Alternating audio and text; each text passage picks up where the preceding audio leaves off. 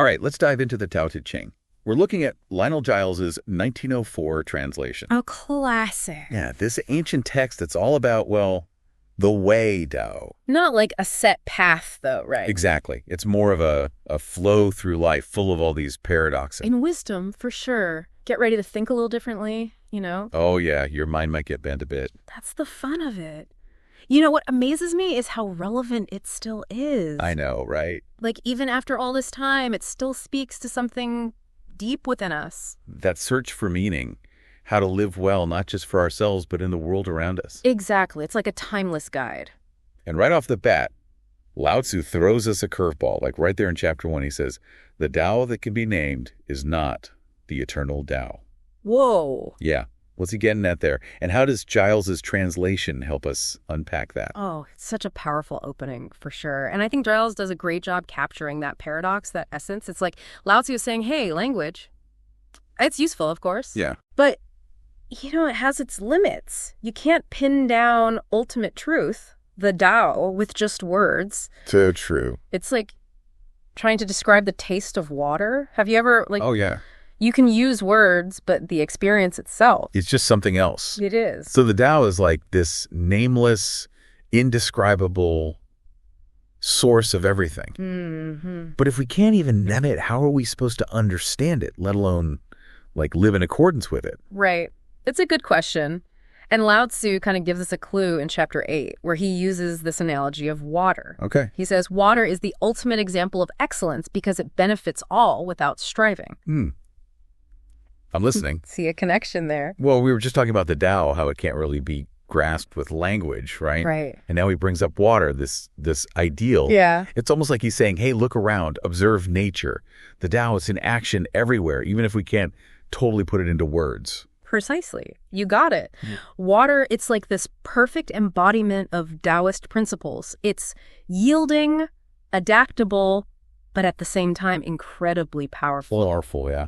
Think about how water carves canyons over time. Wow. It's not brute force, it's this persistent, gentle pressure. You're right. It's subtle. Yeah, there's a big lesson there for us, I think. Absolutely. It challenges, well, everything we're told about speed, immediate results in our modern world. Yeah. It's like maybe real change, the lasting kind. It comes from consistent, adaptable action, more like that flow of water. Yeah. Not a sudden explosion. Exactly. And, you know, that ties back to the whole idea of Wu Wei, that concept of non-action, which is so central to the Tao Te Ching. Wu Wei. Yeah, a lot of people misunderstand it as, like, being passive. Oh, yeah, I can see that. But it's really about acting in harmony with the natural order of things, not trying to force our will on the world. So less like swimming upstream all the time. More like working with the current.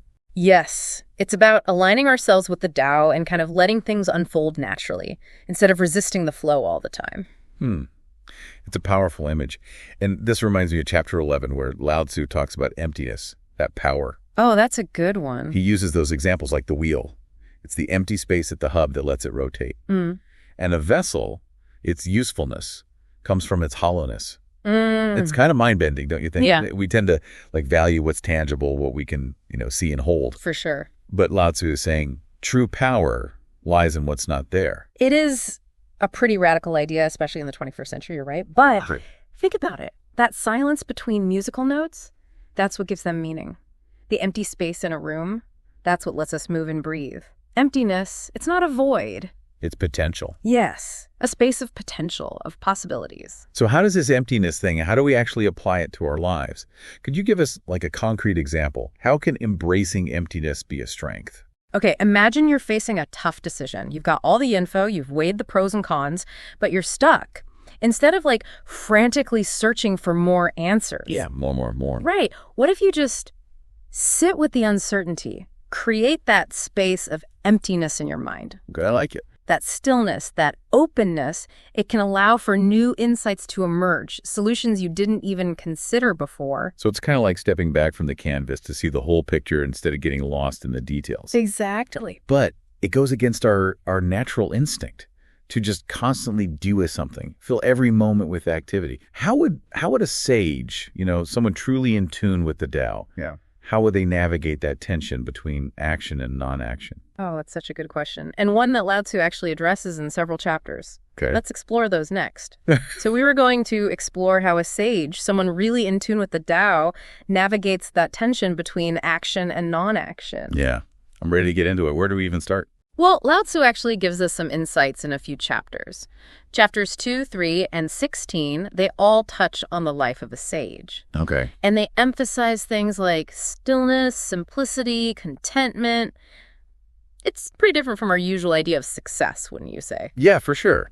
Today, success is all about, outward achievement, being busy all the time, always wanting more. Exactly. And Lao Tzu seems to be pointing toward a different kind of path, a more inward one that prioritizes inner peace, harmony.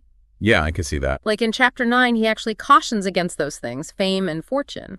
He's saying they can easily become burdens rather than sources of happiness. That's so true. It's easy to get caught in that trap. Right. Always chasing external validation instead of finding that contentment that comes from aligning with the Tao. So it's about aligning yourself with the Tao rather than external validation. Exactly. Finding that inner peace. It's tough, though. Yeah. It's so easy to get caught up in that comparison game, always striving for what's next. I know. It's a constant challenge for all of us, I think. Definitely. It's like we forget to appreciate what we already have. It is. And, chapter 3 also offers an interesting perspective, this time on leadership. Oh, yeah. Instead of, advocating for control and dominance, Lao Tzu highlights leading by example. Interesting. So inspiring others through our own actions, our own alignment with the Tao. Yeah, exactly. It's this idea of leading through influence rather than force. Imagine a leader who embodies these principles from the Tao Te Ching. Humility, compassion, a deep understanding of interconnectedness. Wow, that would be amazing. Would that kind of leadership even be possible in the real world? It's a good question, but it's a powerful vision, wouldn't you say? For sure. It definitely makes you think. Yeah. And then we have chapter 16, which emphasizes returning to one's roots, finding stillness amidst the chaos of life. Oh, yeah, stillness.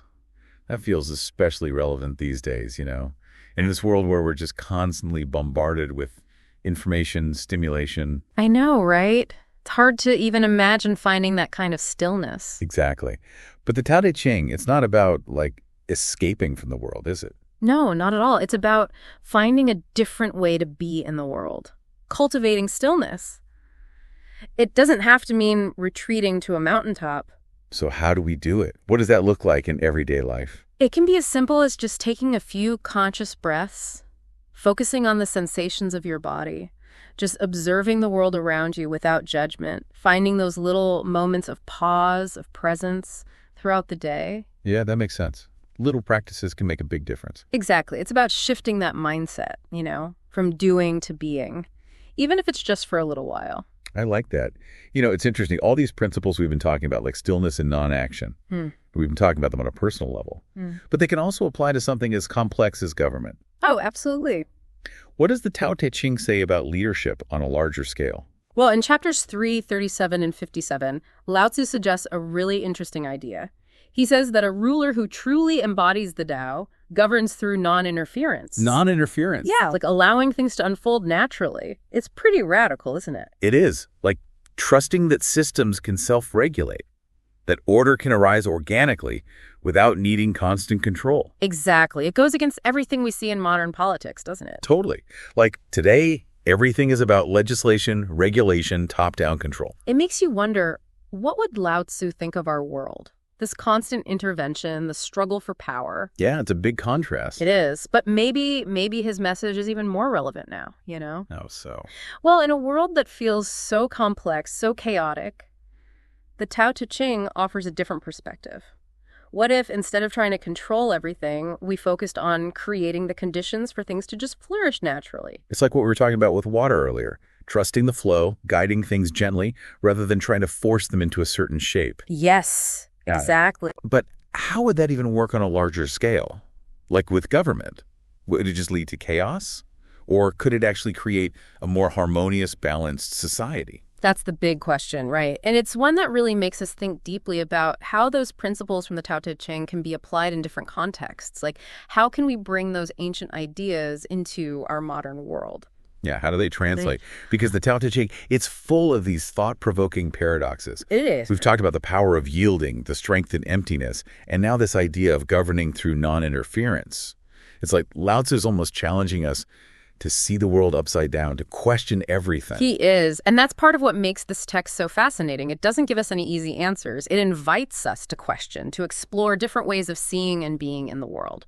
Okay, so let's dive into some of those paradoxes. Like, for instance, in chapter 36, Lao Tzu says, softness overcomes hardness. And then in chapter 78, he says, weakness is true strength. Yeah. Those statements, they seem so counterintuitive, even contradictory. How can something that seems weak actually be strong? Well, Lao Tzu is pointing us beyond those typical understandings of strength and weakness. Think about a blade of grass bending in the wind. Okay. Its flexibility, that's what lets it survive those strong gusts. While a rigid tree branch might just snap under pressure. That's a visual. The grass, it embodies a different kind of strength, one that's rooted in adaptability, resilience. So true. And then there's that line from chapter 37, where he says, by doing nothing, everything is accomplished. What's that all about? How do we even make sense of that? Especially in our world, where action and achievement are so highly valued. Right. It's all about understanding that sometimes the most effective action is actually non-action. Recognizing when to step back, to allow things to unfold in their own time, trusting that wisdom of the Tao. It's like we were saying earlier about emptiness, creating that space for something new to emerge. It's a tough concept, for sure, especially for those of us who are so used to striving, to controlling. Have you ever experienced that paradox of doing nothing in your own life? Like a time when stepping back actually led to a breakthrough? Oh, absolutely. I think we all have those moments where we just surrender to the flow and something unexpected happens, something magical even. It could be a creative breakthrough, a sudden insight, or even just a feeling of peace, clarity amidst all the chaos. Those are the times when we catch a glimpse of the power of the Tao in action. Those moments are powerful. They remind us that there's this wisdom, this force even, that's guiding us, even when we're not aware of it. But how do we cultivate a deeper connection to that wisdom, to the Tao that's all around us? Like, how do we actually live in harmony with it? It's like we keep coming back to this idea of letting go, trusting this greater wisdom. How do we actually do that? How do we get more in tune with the Tao in our everyday lives? Well, Lao Tzu doesn't really give us like a step-by-step guide, which honestly, I think that's kind of the point. What do you mean? The Tao, it's all about defying definition, right? It can't be boxed in. But he does offer some pretty powerful suggestions. Remember those 3 treasures he talks about in chapter 67? Oh, yeah, right. Gentleness, economy, humility. Those don't exactly sound like, the keys to success in our world today. I know. It's funny, isn't it? They almost seem like weaknesses in a way. Yeah. But that's the beauty of it. Another one of those paradoxes. Lao Tzu flips everything upside down. He's saying gentleness, that's where real strength comes from. Economy, that leads to generosity. And humility, that's the path to true greatness. It's a whole different way of thinking about power and success. It's a total shift in perspective, isn't it? Like seeing things through a different lens. What we think is weak is actually incredibly strong. Exactly. It's all about finding that balance, that flow, so we can navigate life's challenges with a little more grace. And resilience. Yeah. But how do these qualities actually show up in our lives? Can you give some examples? Okay, sure. Think about a time you had to deal with a conflict, but you approached it with gentleness instead of force. Yeah. Did it help de-escalate things? Maybe you found some common ground, or even built a stronger connection because you were willing to be open? That's the power of gentleness. It takes courage, though, doesn't it, to choose softness over aggression? Yeah. Especially when you feel threatened. It does, and that's where that second treasure comes in, economy. It's not just about being careful with your money. It's more about using your energy wisely, not wasting it on those unnecessary conflicts. Okay. And that frees you up to be more generous with your time, your attention, to focus on the things that really matter. Right. Makes sense. But humility, it's a tough one, especially in a world that's all about, ego, self-promotion. I know. How can we be humble without losing our sense of worth? Like, is that even possible? Well, when Lao Tzu talks about humility, he's not talking about putting yourself down. It's more about understanding where you fit in the grand scheme of things, realizing we're all interconnected, part of something much bigger than ourselves. And when you have that awareness, it helps you let go of the need to prove yourself all the time. It's definitely a different way of looking at it. It is. It's a beautiful vision, though. Yeah. A world where Gentleness, economy, humility. They're the things we value most. It feels so much more harmonious, more balanced. But is it just a dream? Or can this ancient wisdom from the Tao Te Ching actually make a difference in our world today? I think it absolutely can. All the challenges we're facing, conflict, environmental problems, inequality, they all come from this disconnect from the Tao. We become so focused on control, domination, getting more and more and more, that we've lost sight of everything else. But the Tao Te Ching, it offers a different way, a way that's rooted in connection, balance, respect for the natural order. It's like a call to remember who we really are, to reconnect with that wisdom that's already inside us. Yes. And a reminder that even small actions, even if they seem insignificant, they can make a difference, as long as they're aligned with those principles of the Tao. That's it. That's the key. And the best part, this is really just the beginning. The more you explore the Tao Te Ching, the more layers of meaning you'll find. New insights that resonate with your own experiences. It's a lifelong journey of discovery. Wow. That's pretty inspiring, actually. It is. And for all of you deep divers out there, here's something to think about. The Tao Te Ching, it doesn't give us easy answers. It asks us to question, to observe, to find our own way. What way will you discover? That's a great question to end on. What way will you discover? Thanks for joining us on this deep dive into the Tao Te Ching. And keep exploring.